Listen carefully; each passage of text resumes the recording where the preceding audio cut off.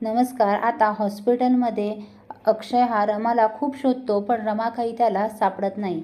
तेव्हा अक्षय हा रडत असतो. आता इरावती मुद्दाम त्याचे कान भरत असते. आता अक्षय हा बाळाला घेऊन घरी येतो आणि सीमाच्या हातात देतो आणि म्हणतो, आई हे बघ मी बाळाला घेऊन आलोय. सीमा खुश होते, पण रमा दिसत नाही म्हणून तिला वाईट वाटतं. ती विचारते, अक्षय रमा कुठे आहे? तेव्हा अक्षय म्हणतो, आई आता जरी रमा आली नसली ना तरी मी तिला नक्की घेऊन येईन. माझी रमा अशी मला सोडून नक्कीच जाणार नाही. नक्कीच काहीतरी मोठं घडलेलं आहे. ती कोणत्या तरी संकटात आहे, म्हणूनच रमाने असं केलं आहे. नाहीतर रमा मला आणि बाळाला सोडून जाणं शक्य नाही. त्यामुळे मी आई माझ्या रमाला नक्की शोधून आणणार. इरावती मनात म्हणते, रमा या घरात येणार नाही ना, याची मी व्यवस्था चांगलीच करेन. तू काळजीच करू नकोस अक्षय. रमा या घरात कधी येणारच नाही. इकडे रमा ही एका टपरीवर आलेली असते. तिला तिथे चक्कर येते आणि चक्कर येऊन ती तिथे पडते. आता साईसुद्धा रमाला शोधत शोधत तिथे आलेला असतो आणि त्याला रमा दिसते.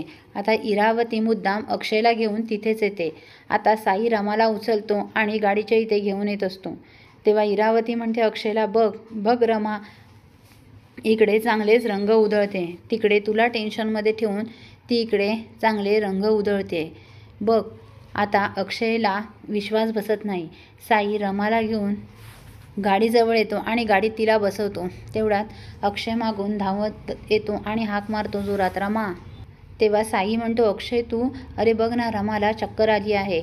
तेव्हा लगेच अक्षय रमाजवळ जातो. तिचा हात हातात घेतो आणि म्हणतो, रमा उठ ना, रमा उठ. आणि साई हा रमाच्या डोळ्यावर पाणी मारतो. तेव्हा जरा रमा शुद्धीवर येते आणि अक्षय म्हणतो, रमा काय झालं तुला? तू अशी सोडून का गेलीस? आता रमा घडलेला प्रकार सर्व अक्षयला सांगते आणि अक्षयला मोठा धक्काच बसतो.